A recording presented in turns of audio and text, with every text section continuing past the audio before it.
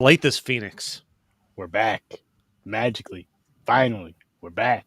The Oh, this phoenix is entering a hole. That's for sure. Uh-oh. There's a certain order to this phoenix. Oh, yeah, there is. Mick looks like an overexcited 12-year-old, and I love it. I got my letter. I got my letter. There you go. Yo, it's like we're graduating from Hogwarts. He's just coming in as a freshman. It is. Have a good time. I joined this journey. If that's what I look like, I'm taking it off. I'm going to fight with Voldemort now. I'm going to turn Like this is the Harry Potter finale, so the ties moved up to headband at this point. Yeah, I'm going to have my hideous haircut. No. Leave the hat off. No way. Hideous haircut is gone. Nobody in Hogwarts had a hat. Yeah, because they're fucking dopes. Nobody wore hoods or had hats or anything, and they had fucking all of them. Why would you wear a witch hat in fucking... First of all, don't even.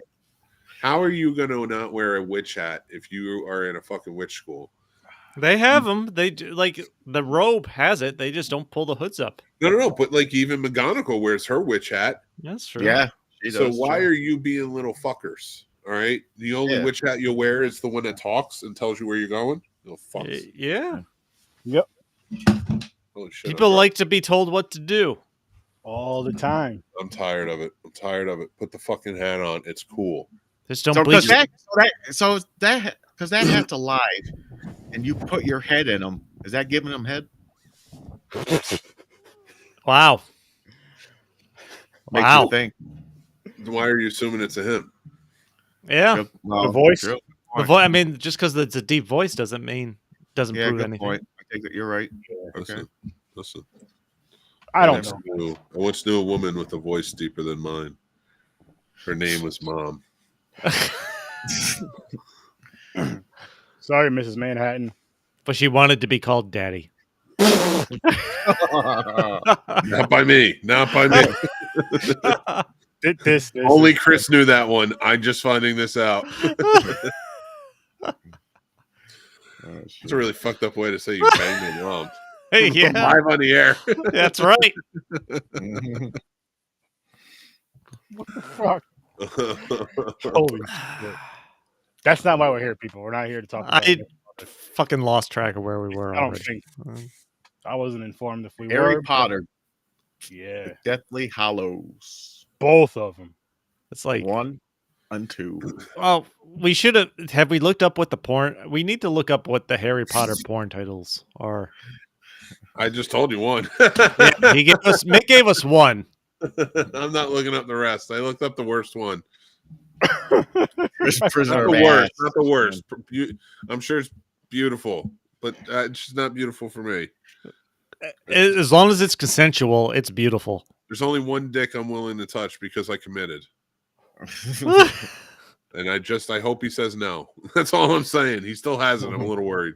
Wow. I thought he'd understand the joke. He doesn't get it. He's considering it. Holy shit. He's This like, is going on a weird road. You brought up the porn titles. That wasn't me. That was Chris. Oh. I didn't bring them up before we went live. Somebody said look up the porn titles. Yeah. Go back to stop the count. Stop the count. Go back. Check it. Yeah, Chris. Here we go. Okay. Here, top 10 Harry Potter porn movie titles. Oh, All right. Oh, Jesus Christ. I just dropped my mic. At least it was just your mic. Just don't look at anybody in the cast. What? These aren't. Not as good as you thought. No. Hey, shit. I fucked something up. No, this isn't even worth it. This is like a 12-year-old wrote that. That's not good. Yeah, that's not good at all. Oh boy. 12-year-old. Instead of Harry Potter, they're just Harry Pussy.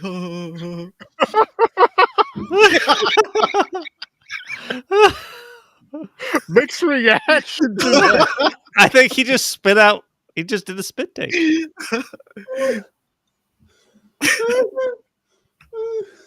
Mick's reaction to that is what made me laugh. Holy shit!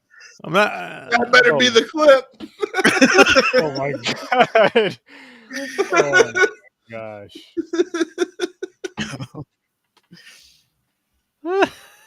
It's so blatant. It shouldn't even be funny, but it was fucking. You landed it. It was your landing. It was like a perfect smooth landing. Harry Get it. Pussy or something like.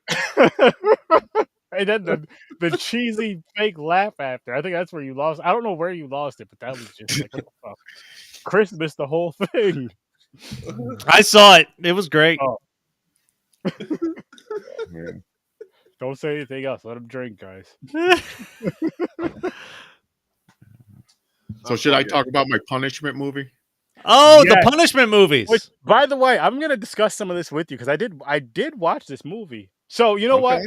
Chris, why don't you go first? Because I'm gonna discuss some of this. 'cause I did Oh, watch okay. it. No, I mean, yeah, we got to get the punishment movies out of the way because I missed 2 weeks ago and I couldn't watch for last week. I was informed I needed to watch Herbie Fully Loaded. Oh yeah. Which Lindsay Lohan in her heyday would have been easily to fully load, but Mick's How just was shaking everybody else not? You were more shocked that it was like, "Hey, Chris, can I touch your dick?" Like, What the now I realize that's out of context for the moment. Well, listen. way out of context? I You're gonna didn't. have to go back and watch James- the tape for you to find out. I know you, James. I think James. Did this come from you? Yes. I hate to disappoint you. I didn't hate this the way you thought I would. I learned, Really? you know what? Watching this, it's not that bad, and I realize I have a soft spot for inanimate objects that have a person that they give a fake personality to. Really? Like it makes me think of my dog or pets, and I'm like, oh. Okay. Like they give Herbie a personality, like he's blinking his eyes, he falls in love with like a newer bug. I'm like, it's so stupid. Don't get me wrong, but it's just fucking part of it's adorable. Okay. So it went I it always liked backfired the on me. Herbie I thought it was gonna be reverse. I thought you were gonna be No, like, it like fucking even thing with blinks, it's no, fucking it all hard. clicked. It all clicked for me because like R2D2 in Star Wars, they give him an awesome person. It's an inanimate. It's a fucking inanimate object. They give a personality. There's fucking shit like that. I enjoy it. Like when they Okay. do it good, Mhm. I like it makes me think of like a pet, and I'm just like, all right, kind of want to see what he does, Damn. like like a Okay. dumb golden retriever. It wasn't that I didn't hate it like I thought I would. It wasn't bad. I like the Okay. Herbie movies. Yeah. I didn't see this one.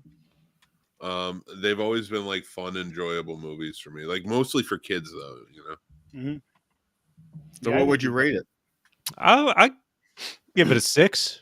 Ooh, Okay. fair. I'm so disappointed though. Like I'm so disappointed at the past few movies. That's the risk you I- take when you dish out a punishment movie. Besides the one I gave Mick last week, which I'm so proud of myself. But besides It that, actually worked. Yeah. That's so stupid. Go nothing's back been and watch working the lately. stupid So review. we did, if you guys did see us last week, we did make a show where we just built a wheel. And I feel like there's a lot of those movies on there that are going to piss us off. Because I feel like there's going to be a lot of, not even necessarily like bad movies, like bad quality, but a lot of boring ass shit on there. That's just going to be like, Mick. what the fuck? Yeah. I watched it after. Fuckers. What'd you watch? I watched the fucking because I missed it. I watched the show to see if you're going to talk about my punishment movie, but then you guys were talking about a whole wheel, and Mick is reading off a list of fucking these boring ass movies. He goes, "Oh, I got more." Then you brought up another category. He goes, "Oh, I didn't think of that. I got okay. Hold on. He's adding more movies." I'm like, I can Jesus. shut up if you tell me to shut up. Nobody was I'm saying like, oh, anything. boy. Because you know what it was though, because it was like, you know what, I think we have about 20 some odd movies on there. I'm like, now we don't have to worry for a while. We don't have to think about it for a while. We're good.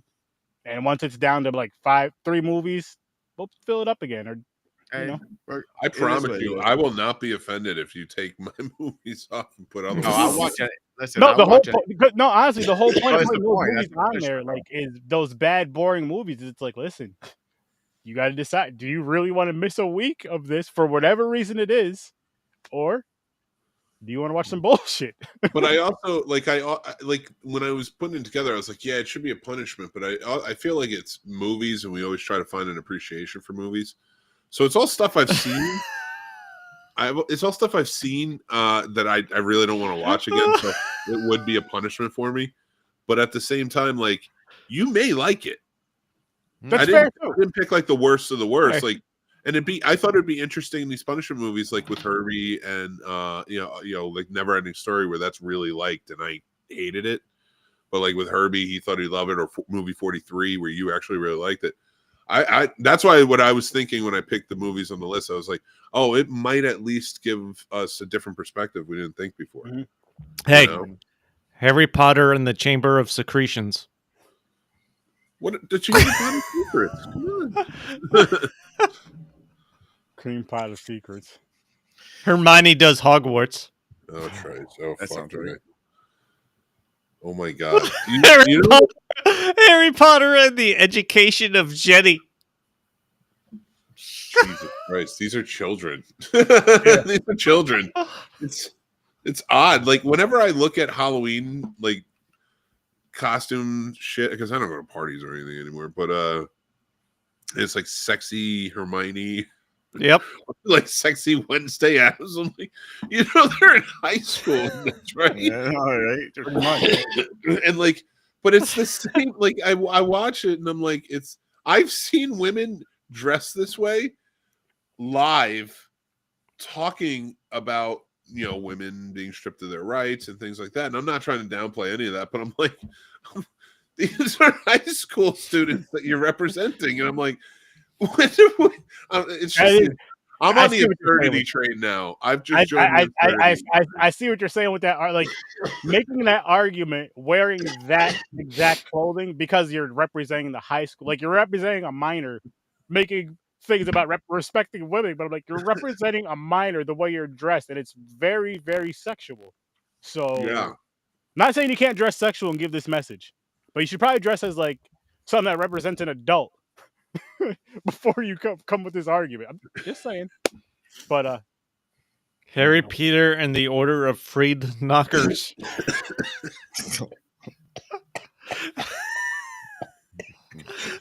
Review the movies, please.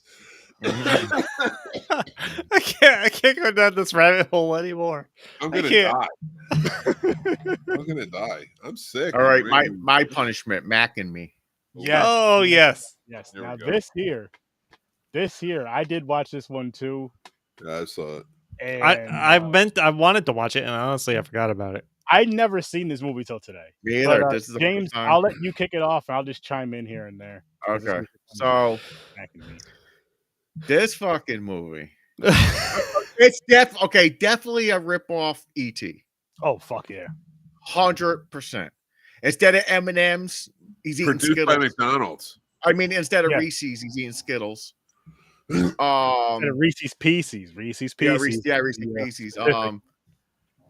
Coke. What else? He's doing a lot of coke. Fuck it. Instead of pointing the finger to space, they do this fucking hand signal thing. But here's the fucking thing, man. It caught me off guard so bad. I'm sitting there watching this shit. They're like, "Oh, we're going to the birthday party." They go in there. These motherfucking kids just start standing up and doing like a fucking dance, like there's like a dance show, like one of those shows on TV, like American Bandstand and shit. All right. They just started clapping. I'm like, "The fuck is going on?" Everybody's dancing inside of a McDonald's. I gotta say, I want to chime in on this part because, like, so earlier, me and the wife were going out and about somewhere, right? Going to a birthday party, actually. And we drove past we happened to drive past the McDonald's. I didn't watch this movie yet, right? So we happened to drive past the McDonald's and I just looked at it. I'm like, these McDonald's look so fucking depressing now compared to how they look as kids. How they look, when we were kids, they just look like just regular depressing ass buildings. And then I watched this movie, and I'm just like, this looks like a fun ass McDonald's, but at the same time, it's like, yo, what if you were just going in there to get a burger and all these motherfuckers are there fucking singing and dancing around? This motherfucker's dancing on the counter and shit. Like, yo, I'm just trying to get a fucking crazy. They had Ronald McDonald walking around, fucking talking to people. Like, yo, I don't know how much money those parents had. That party wasn't cheap. You had dancers. No. You had music. You had Ronald McDonald. You had Mick's gonna have a heart attack. oh, wait a On minute. top Did of that, they have no. music, or what? Did they just break out and dance? No, there was music playing. There was music playing. Wasn't there? I don't even know what's real. I don't This know was what a kid's birthday. Listen, hold up. This was a kid's birthday party, right? I gotta watch this shit. Not only was this a little girl's birthday party, but so the kid, what was his name? Hot Wheels. Mac. Yeah. No, Mac was the No, alien. no, his name is me. Mac is the alien. His name wasn't me, James. Time out. I forgot his name. He's me instead of Mac. I was calling him Michael because of my cousin, but his brother's name was Michael in this. I can't do that. I forgot his name. I'll look it up. Fuck, I forgot his name. All right. I Wheels. have a quick story about the Wheels? when Was he a in kid, a wheelchair? No, hold on. When I was a kid, we were poor, and we lived in the city, so there's a Burger King nearby, and they used to let you do birthday parties in there. So that's where I would have my birthday parties, and they only let you do it. It's a Burger King with a gazebo in it, and that was the smoking section. And that's the only place you would allow the birthday parties to go. You could only have the birthday parties in the smoking section? That's fucked up. But it wasn't like cordoned off. It was completely wide open. So what's the section? Holy shit. Wow. Get the kids over here. That explains so much. Yep. It is. Oh my God, you have no idea. They smoked fucking everywhere back then, dude. Yeah. Oh, dude. Yeah, it was nonstop. Yeah. Nonstop. It was just you lived in smoke. That's fucking funny. So another part that made me laugh really quick. So it was like when he was trying to catch Mac. He's like, it's real, and he's going to the edge, and he rolls down the hill. And he flies off the cliff. That's the clip. That's the clip that Paul Rudd keeps showing on Conan O'Brien. The kid falls, and you can tell it's a dummy, and it slaps the water. He's so hard. I don't care if that alien went in that water to get him. That mother kid is broken. He's dead. He hit that water so hard. His wheelchair with it. Yo, so speaking on that scene, James, you would think his mother would believe him about the alien, because I'm like, you see where his brother's still on top of the cliff. He came outside like right when you did, or right after you did. Your son that's in the wheelchair is somehow magically on the side, like out of the water. Magically out of the water. And you still don't believe about some alien. You're just still the wheelchair and everything, but he swam with his fucking wheelchair. What, did he drag it over there himself and just hop in it? No. Yeah, no. Do you guys know the Paul Rudd story? No. Oh. So Conan O'Brien, or Chris, do you want to take this one? I just know every time Paul Rudd would go on Conan O'Brien's show, when he had a show, to promote a movie, he would show the same clip for Mac and me, and it was the clip of the kid going off the cliff. Like, he would convince Conan every time it was an actual clip of the movie he was there to promote. Conan played into the clip, of course, knowing that this was probably going to be what's coming. Mm-hmm. And it was the same clip every time. This kid coming off the fucking cliff. That's, oh my God. And he did it for like 25 years. From every time. All the way on. Every time. Never showed a clip of the whatever Paul Rudd movie he was in. It would be like a quick clip of like the movie. And it would be like, have you ever? And then it cuts right to the scene of him going down the hill. No, that's true. It was like a fucking trick. He would start it as a clip of movie, every Avengers movie. Like he brought the entire Avengers group out to show the trailer, and they're like, I think it was Civil War. or whatever, and he was there, and they all sat down, and nobody suspected it or anything. And then like it like kicked on with the marble, and then it goes right into Mac and Mick. And it was, and like he got him like all the way up until Conan was done, and it was brilliant. I urge everyone to go on the YouTube and watch. It's fucking Paul Rudd. It's just because he gets them every time, and it just like yeah, he leans into it, but at the same time, like he's like, how do you keep doing this? He's like, how do you keep, because he knows it's coming, but at the same time, like he's like, it might be real. Like the Avengers, he really thought like, no, Conan's like, the movie's got to be big enough for him to actually promote and show a clip of it, but then Paul Rudd still shows Mac and me. But Paul Rudd is also very convincing each time in selling him. He fucking is, man. He really is. One of the reasons I love Paul Rudd. I like Paul Rudd too. Paul Rudd's cool, so good. That clip is fantastic. Paul Rudd's cool as hell. But Mac and me though, this is a definite ET ripoff. This is a definite. This is a product placement ET ripoff. Yes. So I'm watching this movie. I even Google, because as much as they're showing the Coca-Cola through this whole movie, I was like, did ET have Pepsi in it? I don't remember. That it did not, but with the commercial it did. So product placement. You guys remember product placement in movies? They're promoting a lot of shit in these movies. McDonald's, the fucking Coke. They're like, make sure you've seen it. It's like right in your face. Yo, fucking when they were dancing to McDonald's, it was always near a sign.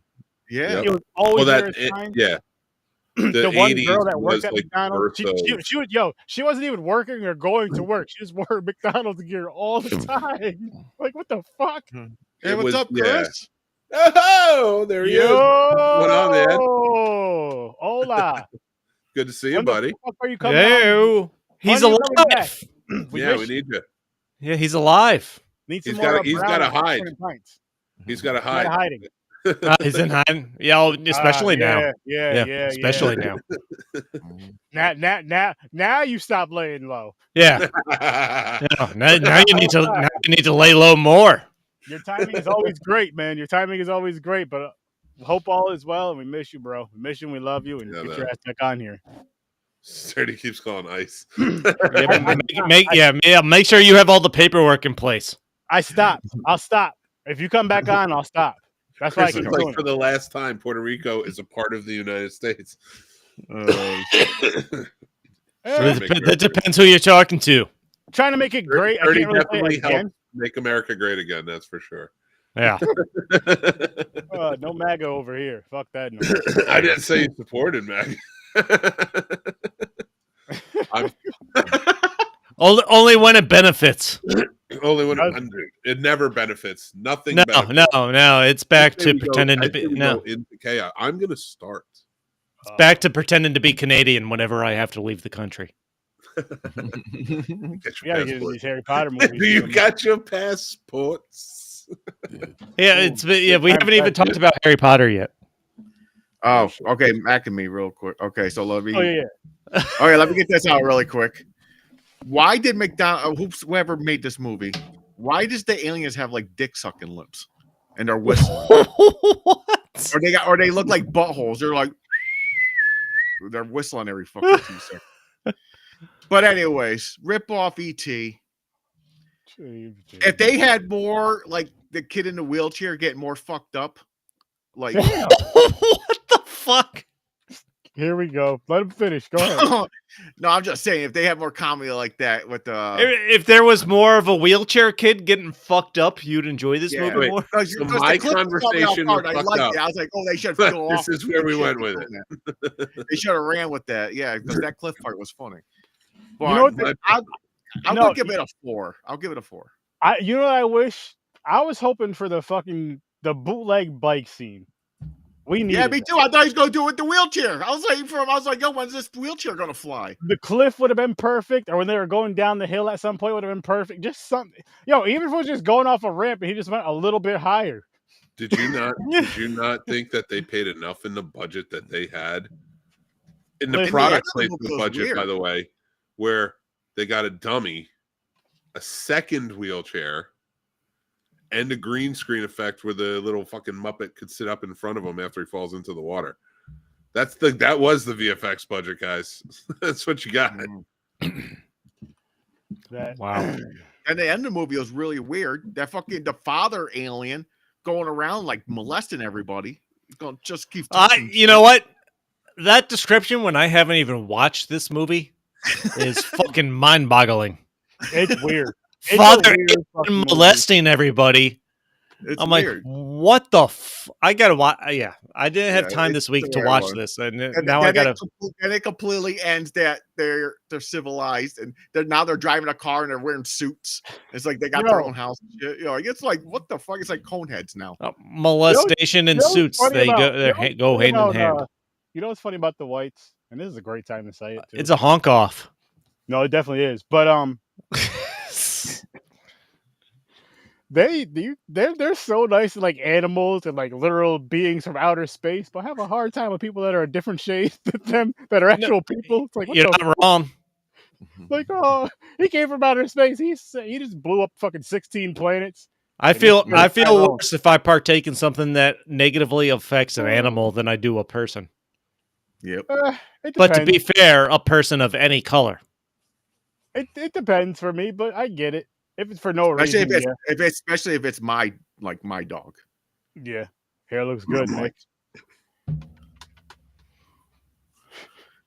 All right, Harry Potter time. Keep his hat on so he doesn't get it kidnapped. Yes, Harry Potter time. Hey, we were only almost a half hour into this. Listen, these a lot of podcasts start. They start with their bullshit and then they Harry Potter to the real stuff. So we're just gonna be talking about both of them. It's gonna definitely overlap. Yep, 100%. And kick it off, Chris. Oh nope. Stories. Oh well, hold on. Are we counting these as like one as just an end to the series? Or are we doing these as two separate movies? But just do it as one long whatever. Yeah, because I might blur them. These are going to blend together, so I'm just going to call this one long finale. Yeah, that's fair. That's fair. And I think having read the books at least twice, watching the movie, the climax of this series, Deathly Hallows, part 1, boring, part 2, all action. I got to go with a 10 to wrap up the series. Okay. Ooh. A 10. I'm going to give it a 10 to wrap up the series. Okay. Anyone else got their rating yet? James or Mick? I give it a 9. Mick, 9.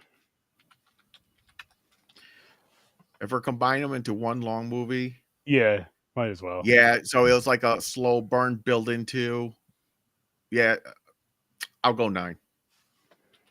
I'm up there with you, Chris, with the 10, just because I did enjoy. I think two things that helped me. One, I did enjoy the slow burn build up to it, to the action with the second half of the movie, and then 2, my wife is such a big fan, and that kind of feeds. I'm not saying I'm a big fan of it, but it does feed off when you're watching it with somebody who's a huge fan versus like say watching something like this alone, where I'm just a casual, so to speak. You watch it with a different kind of eyes and a different kind of energy. So yeah, the experience was a 10. It was a fun experience overall. It was the only the obviously the books had wrapped up. Unlike Game of Thrones, the books had wrapped up before they made these movies. So you knew and movie studios are fucking money hungry parasites, which is why they broke this last one up into 2 movies. So when you hear part 1 and part 2, they're breaking something up into part 1 and part 2. I feel like anybody knows part 1's going to be boring as shit. Mm-hmm. Because part 2, Deathly Hallows part 2 is almost legit all action, and part 1 is let's get to the setup for part 2. That's my only beef with these. If you're trying to combine this, it's a 5-hour movie essentially. Mm-hmm. Yeah.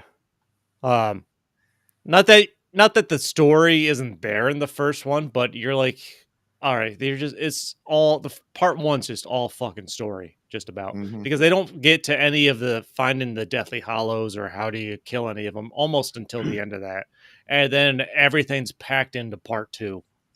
And I feel like it's almost that's why I love part 2, because it's almost nonstop. And honestly, my favorite character arc of this entire series is fucking Neville. Neville is the fucking man.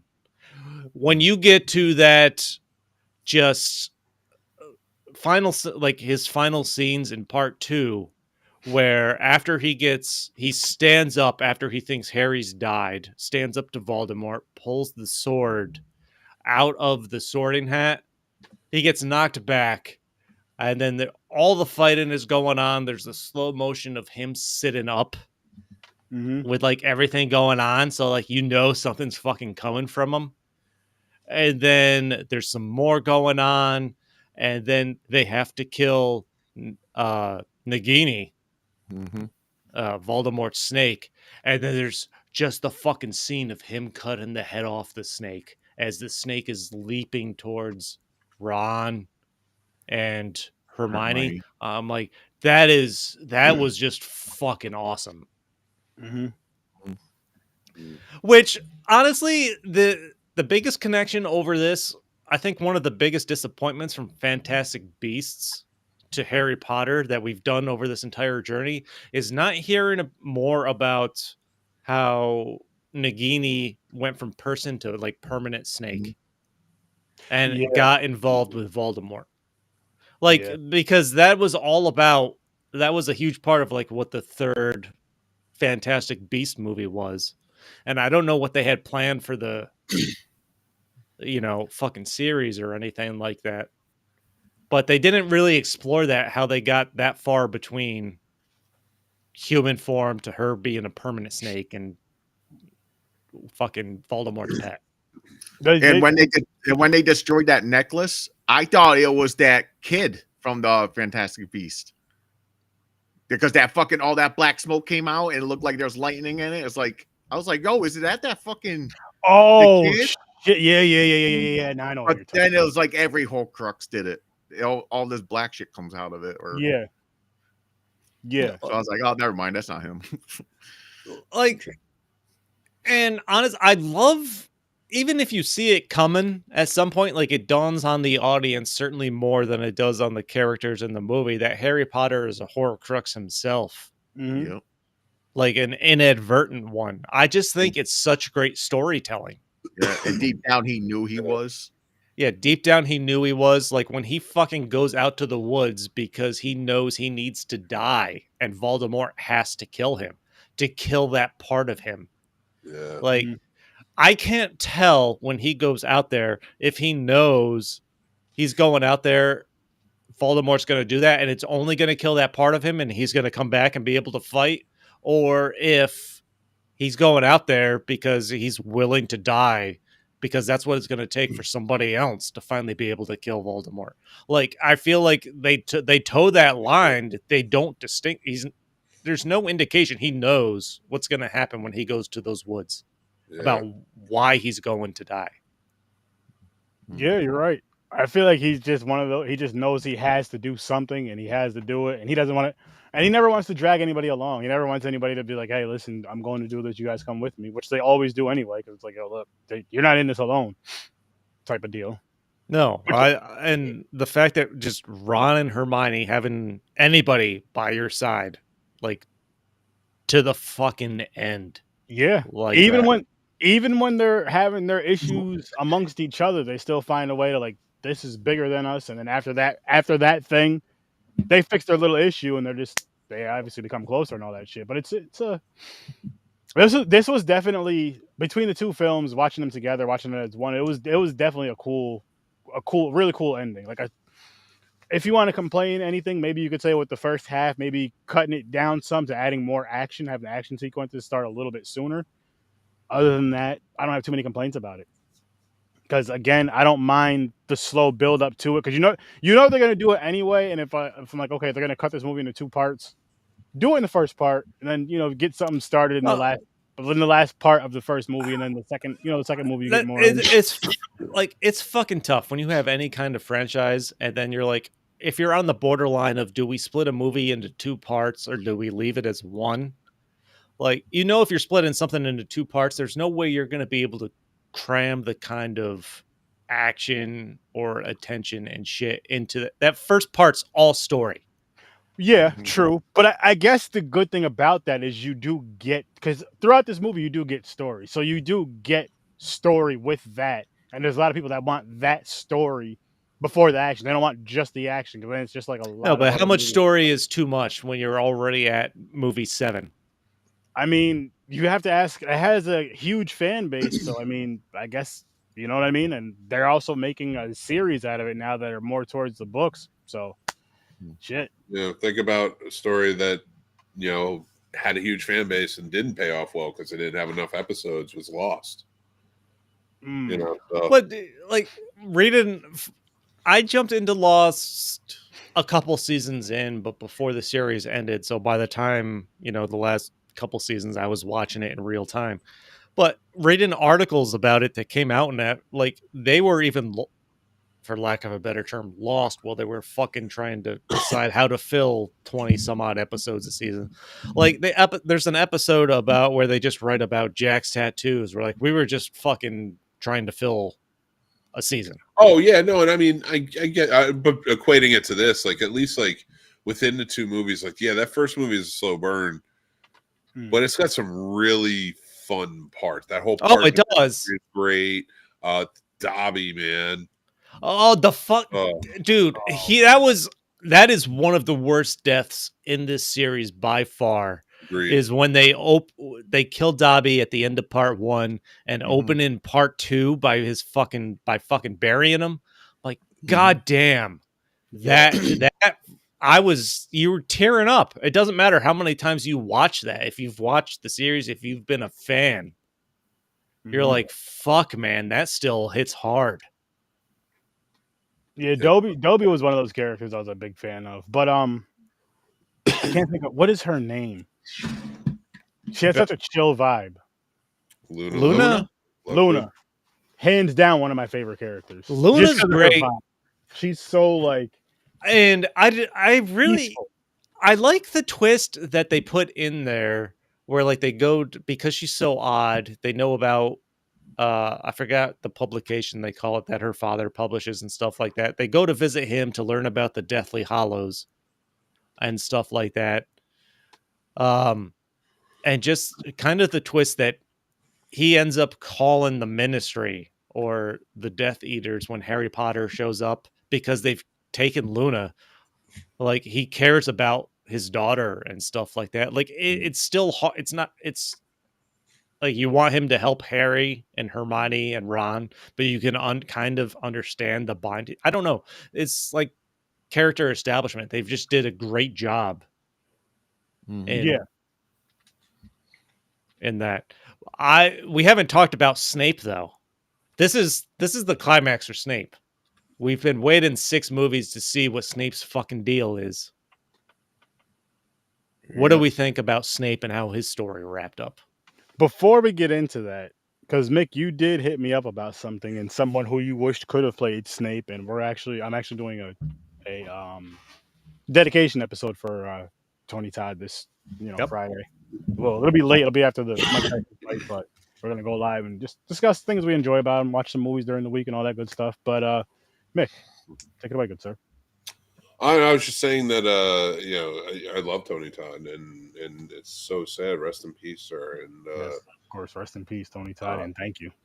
I had an idea, and I never ran it by you guys, but like it was just to pick an American version of this and like what American actors I think would fit in the role, not necessarily what studios would put who where, but just who I thought would be really good. And Tony Todd was the one I landed on for Snape because he was such a good actor. You could see him play really like kind and sweet-hearted type, but he could also play really sinister and scary as well. So I think he would have done a great job playing this role, honestly. In an American version. I admittedly don't know enough about him, but I saw that he had passed, and I immediately recognized him from Candyman, even though if I did see the movie, I can't remember actually watching it, but I've seen it's just ingrained in pop culture, I think, that particular role of his. Yeah. So as soon as I saw the face, I'm like, I knew who it was. Iconic, the voice, everything. Which again, we're gonna get into it more next Friday. But definitely rest in peace to Tony Todd, and thank you for everything. Because it's cool when like that's my favorite. Horror, as you guys know, is my favorite genre. And I promise I'll get right back to Harry Potter. But it's cool when you see someone that looks like you that is so iconic, not even like a jokey thing, but it's so iconic in your favorite genre. That's dope. That's dope. But yes.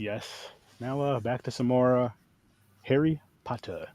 But Snape, what do we think about Snape's journey and how this wrapped up for him? So the funny thing, the first time I watched this movie, like the first time, because this is my second time going through the whole series. So the first time I'm going through the series, Obviously, Half-Blood Prince ended with him killing Dumbledore. yeah, I know. But I'm saying, like, watching the series the very first time, like going through it the first time, I didn't know a lot of the shit and why he did the things he did and the way he did things and all that other shit. I could not fucking stand him. I hated him. Oh, Watching that's it a true. second That's true. time- Watching it a second time, he's one of my favorite characters because he does what needs to be done. And unlike Dumbledore, he's very blunt. He's very upfront. He lets you know, like, listen, you fucked up, or listen, this is what the fuck's gonna happen, or listen, you need to do this, or I got to handle this. Like, as far as if you want to go with from the Dumbledore thing, Dumbledore, you find out later on that Dumbledore knew all this was going down. He told Snape, "I need you to be the one to kill me. Malfoy shouldn't be the one to do it." And Snape made sure that happened. I feel like he knew that. He did know that Malfoy shouldn't be the one to do it until you see Malfoy decline to it and all that stuff. Snape is a very important character. I think he's one of the most important characters. Because honestly, I think he's one of my favorite characters after watching it a second time and seeing how he is. Like, he was exactly the way he needed to be to protect Harry. I honestly think he was more effective in protecting Harry than Dumbledore was. Dumbledore, every time shit went down, he'd be like, "Yo, Harry, listen, I'm gonna need you to do this." It's like, "Yo, listen, I need you to walk through the worst neighborhood, carrying all this money. Take your wand, take these two with you.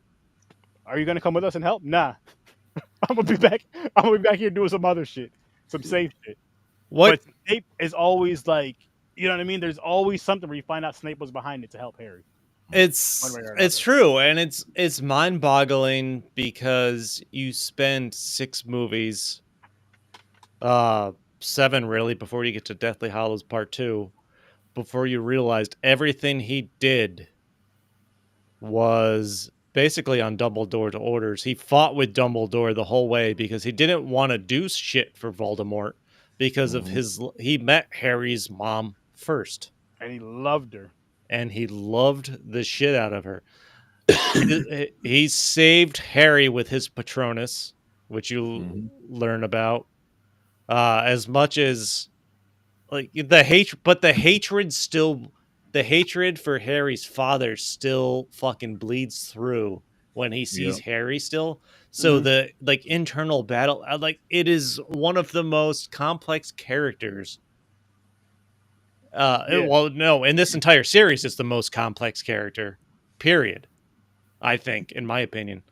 And the way Alan Rickman played it, like he was fucking phenomenal. Agree. How you like the death scene though? Do you think he should have went out bigger? Yeah, or was that satisfying enough for you? I realized why they did it, so you could get the tears and take it to the fountain and find out the truth. I just felt like for the buildup that we're getting, and as much as we've been learning about Snape, and for as much as a reveal as those tears are lead to, that was a death that was not. I didn't feel like it was fitting. Like Dobby got this whole thing, and Dobby deserved it. Don't get me wrong, Dobby deserved that and more. That's how much I love that character, but knowing who Snape was and what he did, and having built up to the point where, like we hated him after killing Dumbledore. So by the time we get here, like you want something heroic, maybe more heroic for him. Yeah, that's what I was saying because they killed him by he was just a sacrifice because he thought Snape was the owner of the wand. Voldemort thought he owned the Elder Wand. Now it feels different. Like if it came down to where Voldemort found out Snape was a traitor, then he killed them. Then that would have been like a little bit better attachment. And I think that would have made Voldemort look scarier. I got to be honest with you. Yeah. I never like. Yeah, okay, you torture a few people, whatever, and he's messing with, but I'm like, he was never that scary to me personally. Lestrange was scarier than Voldemort. She was fucking Bellatrix Lestrange. Like, she was one of the characters in this that if I'm ranking the people I wanted to see most, both first is still Dolores Umbridge. Like, I hated her more than any other character in this entire franchise. Lady in Pink. Like, I hated her in the fact that I wanted to see her get her comeuppance more than anybody else. Not because I just hated the fucking character or anything like that. Like, the actress played that fucking on par. And like, that's the kind of character they built to be an enemy, and I wanted to see her just fucking get torn down, like get her what's happening. And so they did an awesome job with that. But next in line is Bellatrix, probably, because they bring Bellatrix in. It was Order of the Phoenix they bring her in, and you learn about how she tortured Neville's parents. They fucking, I don't know who killed. Do they pinpoint who kills George, the twin, in this one, or does he just die in one of the battles? Just dies. I don't think they said who shot him. I don't think they pinpointed, but they don't pinpoint him. But the fact that Bellatrix, but she killed Sirius, of course. So now you're building her in Order of Phoenix. You get through Half-Blood Prince. You find out she's the one that tortured Neville's parents. Mm-hmm. You get to Deathly Hallows, and she's trying to wipe out a Weasley, like the mom, and it's Bellatrix versus Mom Weasley. And Mom Weasley is the one that kills her. Yeah, because she's half not pure blood. No, so she's like stay away from my family, you bitch. Yeah, I was gonna say, fucking, you get pumped up. I got pumped up. Like, you could feel your blood kick in when you watch that scene. So you seen her. So she lost against her. Now, how they were going through the movie, because she tortured Neville's parents, I was kind of hoping Neville's the one who's going to take her out. No, but he got Nagini. That's a bigger one. Yeah, that is. Yeah, and that wasn't even because really a fight though. It was just like a one swing though. It was still good. Don't get me wrong. No, but he did kill Nagini. No, because it went on, and like because remember he kills Nagini later on the stairs. Yeah. So not like when he first pulls it out and swings. No, but I'm saying like when Ron and Hermione's fighting against Nagini, he comes out of nowhere, jumps and slices the head off. It wasn't like he was with them like battling it. Ron and Hermione was battling more than he was. Dude, the fucking scene where Neville stands up for everybody after they carry in what they think is Harry's dead body. Like, it gives you fucking goosebumps.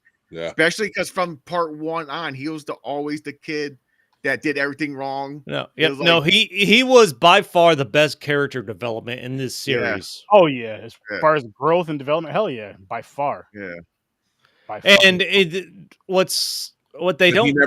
just want to point out his courage and his integrity and his character never changed. He got better at things, but like that speech is right on par with him in the first movie trying to stop them. It is. The house. It is. He's truly Gryffindor.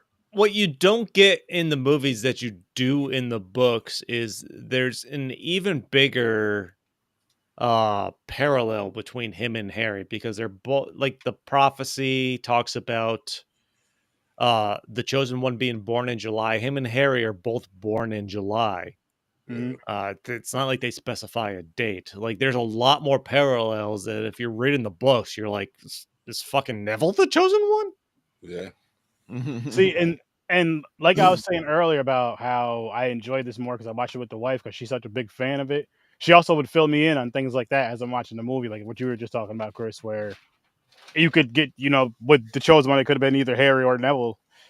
So, yeah, this was a good, like, overall, this is a good franchise. Of course, it gets better going into like part 3 and on. Part 4, it gets darker. That's when the shit goes. There's 100% a shift between 2 and 3 when they get the chamber after Chamber of Secrets. When you get into Prisoner of Azkaban, the third one, Yeah. Mhm. Yep. Oh, another thing I noticed. So everybody goes, "Oh, question: who's Harry's best friend?" Ron. No, it's not. It's Hermione. Ron's a dick. Ron is kind of a dick. I don't finish this without thinking Ron's still kind of a little bit of a dick. Because how many times did he go, "Fuck you, Harry. Okay, fine, I'm leaving." He disappears. Like, oh yeah, but who still stayed near him all the time? Hermione. I'm like, yeah, but I God, don't think that was out of loyalty to, like, I think Ron coming back was always out of loyalty, or Ron always being there was always out of loyalty. Whereas Hermione, yes, there is loyalty, but it always seemed to me she like knew what the mission was, and she's like, Oh, we got to do this, and like Ye- even to a point where she thought he might not even follow through, like Harry Potter might not follow through, so I need to be here to make sure he follows through. I don't think you're wrong by any means. Like there was a loyalty there, but like she was the only one. She was probably first and foremost the person willing to sacrifice everything. Like this is the line. This has to be the way we go. Exactly. We got to do this. We can't. We can't. But that reinforces all the times they talked about they're a team. Like they're not in it alone. Like when Harry tried to do anything by himself. Yeah, which was all the fucking time. Yeah, all the time. If I could, just with the dynamic of them, just to elaborate a little more on like with Ron feels like a best friend because Ron challenges Harry all the time. Yeah, I'm not saying he's right or sometimes he's a dick, but like he does challenge his friend, and like it does feel like a buddy, friendship thing. Yeah. Whereas with Hermione, she got tortured for this cause. I feel like she is Harry's friend. She loves him. There's loyalty, but she bought into the cult of Harry and what's going on. And it's like, and that's why she got tortured and I didn't give it up. I think she just really truly understood the mission.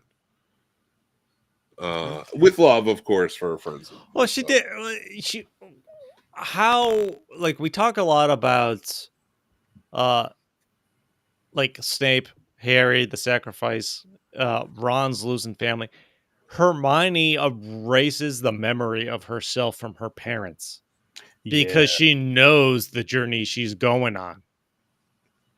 I don't think that gets enough attention. Like we talk about the impact for the other characters, and I feel like if you're literally erasing yourself out of the pictures and your childhood with your family. Mm-hmm. Like that's how Deathly Hallows Part 1 started, with her, because she knew where she was going. She clearly knew there was a high chance she wasn't coming back. Wasn't going to survive, and she wasn't going to put her parents through that. She'd rather put herself through that pain, which is a very strong and noble thing. Like even that more so says to me it's not for Harry Potter. It's for like, we got to do this. The greater good. Yeah. Hell yeah. I mean, Harry's the vehicle, but that's to the greater purpose. Yeah. She's like, honestly, I would put her more on a level of like her dedication is like Snape. That man lived as an undercover agent for how many years? And like, and he all the way through, he died without them knowing. I want to go back and talk about his death, and I agree with you guys on his death should have been way bigger, way more important and better impact. It should have been something, either him doing something heroic or just because it made him look so weak. Him doing something heroic more than just being there. Yeah, just dying because Voldemort thought he was the owner of the Elder Wand. Yeah, I could get on board with that. Do you think that he just took the death?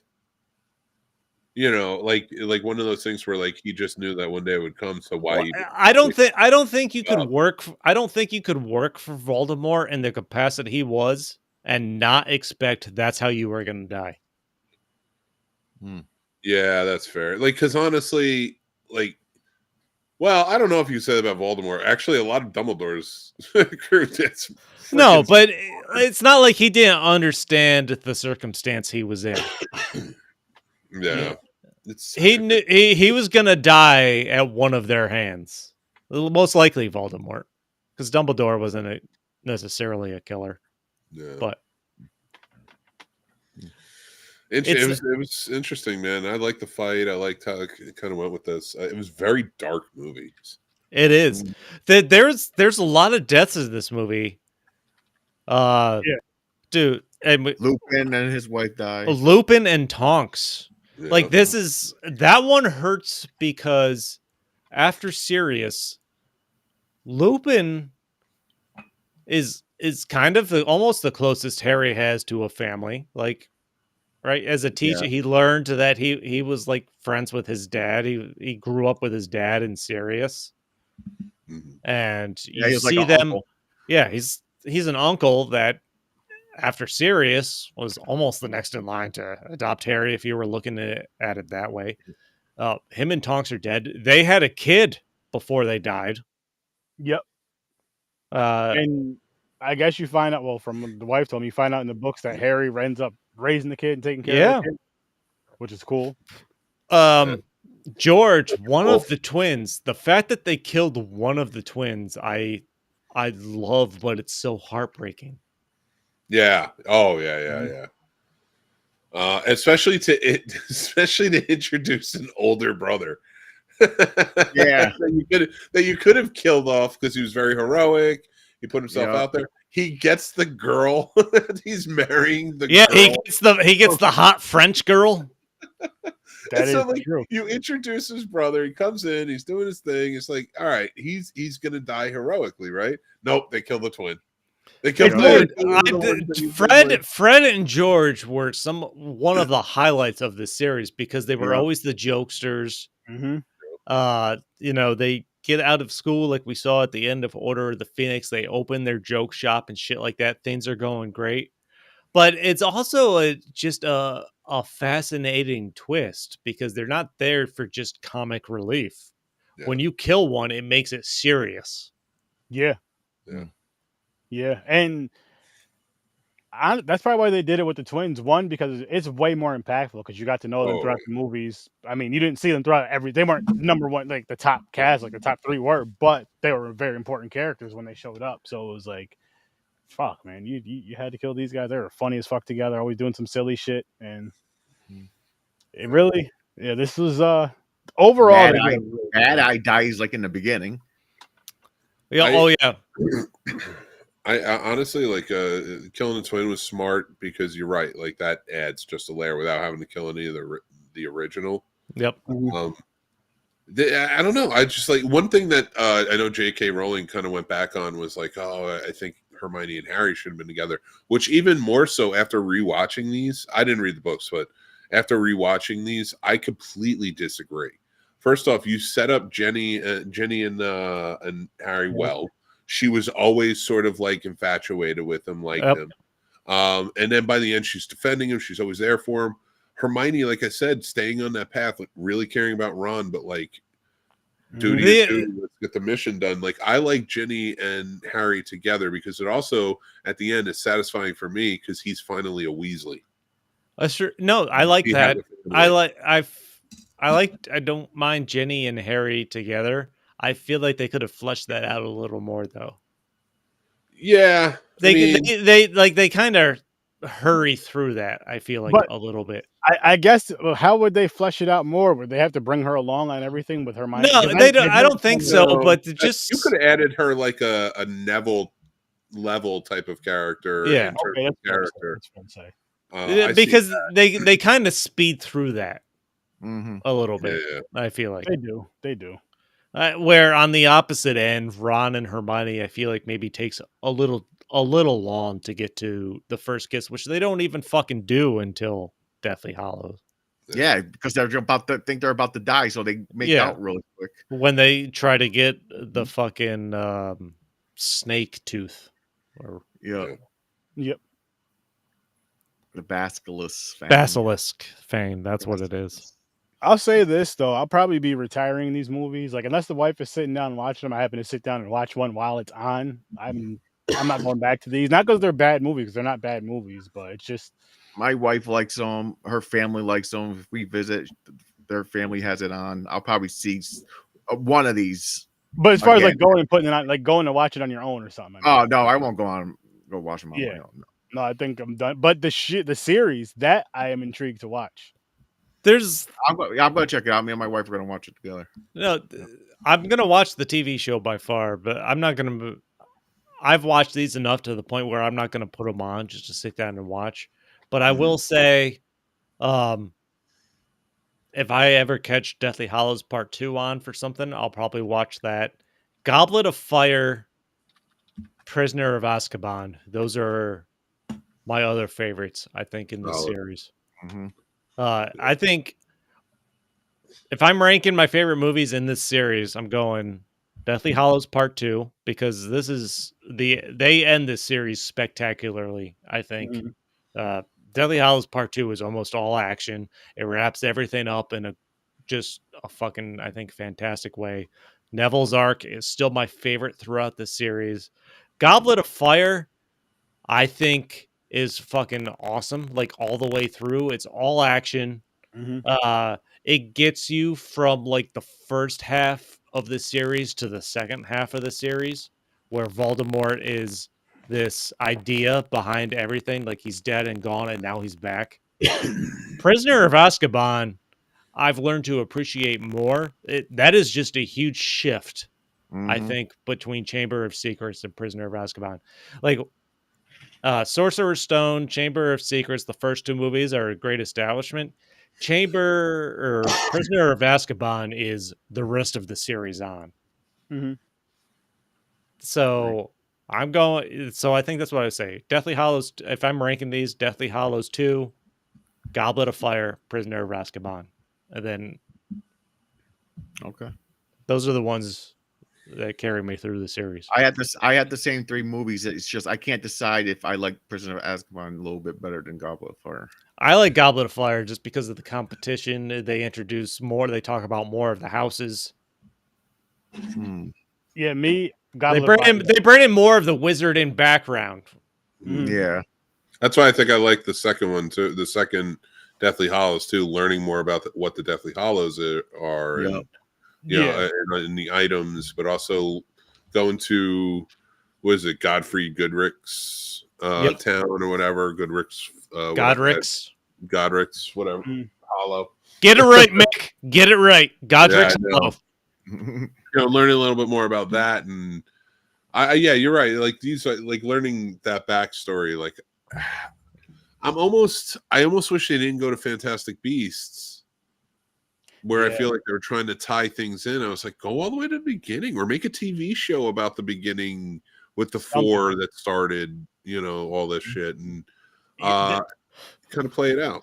And that's one thing that is really, really, really disappointing with Fantastic Beasts. Like going through the Harry Potter series a second time, but going through it as well as like watching Fantastic Beasts, there's not a good tie-in, which freaking sucks. Because I'm like, you guys made it after you made all the Harry Potter movies. You have the source material, you have the books, you have the movies. Okay, what is some of the stuff from the books you didn't put in the movies?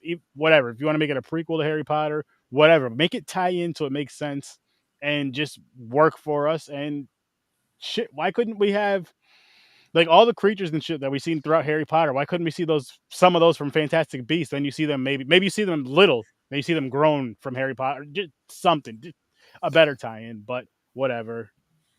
Those I definitely won't ever watch again.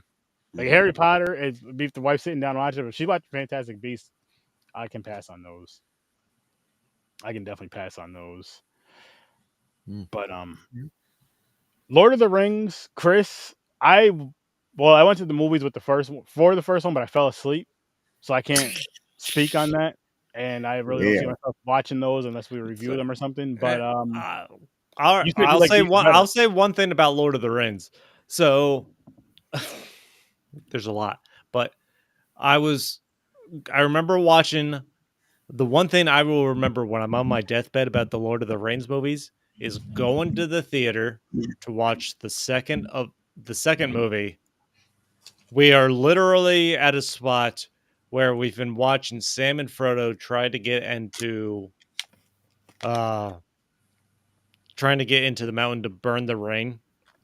And this dude behind me must have been on a date with a girl who knew nothing about Lord of the Rings. We're an hour and a half into the movie at best, or at least, and I hear her say to this guy, "Why are they trying to get in there?" Like, my brain just hit the front of my skull. I'm like, I can't focus on the movie anymore. Interesting. What the fuck just happened? I all of a sudden I was out of the theater. I'm like, the night's ruined. I love the Lord of the Rings movies. I think they're some of the best. They're long. I made them through. They're good. They're just something like I can't sit there and go, I'm gonna watch these over and over. There's no So way. I read The Hobbit, but I couldn't get through the fucking Lord of the Rings books. I just couldn't fucking do it. I read them when I was younger. I never read them. I can't read. That's true. James is he's illiterate. But guys, we stay that way. You'll be happier. Yeah, we also fair. We finished the Harry Potter franchise. All what, retired. We know that because my tie is a headband. So fun journey, fun franchise, and to give us before we get back to the wheels, give us a little break, a little laugh. Figure, Popcorn and Pints might get a little raunchy. So we're gonna get raunchy next week. These two films next week, Good Boys and the 4:30 movie. Some kids having some fun. And they look fun. They look funny. They look. Some kids just looking to get the tip wet. Hey, listen. that never stops. You eventually hit an age, and then it never goes away. But this is definitely a great time, and we have another franchise coming in January. We will let you guys know when it's closer. We do. Yes. We've discussed this, but I'll tell you off air because you forgot again. We do. I'm way too drunk to remember. See, but listen, guys, make sure you go check out the Scene Snobs. Awesome. Such enthusiasm. I'm tired. This boring guy. Because he blanked out, he almost forgot. He was like, hang on. All right, you know what? I got it. Listen, make sure you motherfuckers go check out the Scene Snobs. This guy, right down, right below me. 7:00 Eastern time. Guess who's going live for right now? He's a power bottom. Boom. Right below. Go. He's always below. He's power bottom. Man, and right now he's on bottom of Chris. That's true. Power bottom. See, there you go. Check out the Scene Snobs. Awesome, amazing show. And then right on top of them, the power top, you got... Don't do that. Slithering from a bar, stories from a bar, an amazing podcast. And guess what? He's coming back with a lot more shows now with a lot more dope content. Something to do with beer and airplanes. You guys should... beer and airplanes. They're honking off, guys. That's a honk off. Make sure you guys check it out. Make sure you guys check it out. Of course, every Saturday, 9:00 Eastern time, come check us out right here on Popcorn and Pints. We're going to be doing the shit. We're going to be doing our thing. And then every Thursday at 8:00 Eastern time, come check us out. Or Research 30, having a great time. And Friday, after the Tyson fight, we're going to be going live to show some love to Tony Todd. Make sure you guys are there.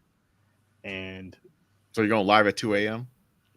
Oh, yeah, that Tyson thing's not going to happen until at least midnight. Or it's going to be late. Well, the card's starting at like 5:00. Oh, goddamn. No, Pacific. Yeah. So 8:00 Eastern. The main card starting at 8:00 Eastern. I'm saying like the. No. It's 5:00 Pacific. No. The prelims. The prelims are 5:00 Eastern, and then I want nothing more. 8:00. I want nothing more than to see Tyson. They're supposed to be coming out at like 10. I want nothing more to see Tyson knock out Jake Paul in the worst possible way. But we all want. I just hope it's not rigged. I hope it's not like a Jake Paul's going to win and Tyson's doing it for money. But so check out our content. Links are in the description. Chris, listen. Get your papers in order and get back on the podcast. We're out of here.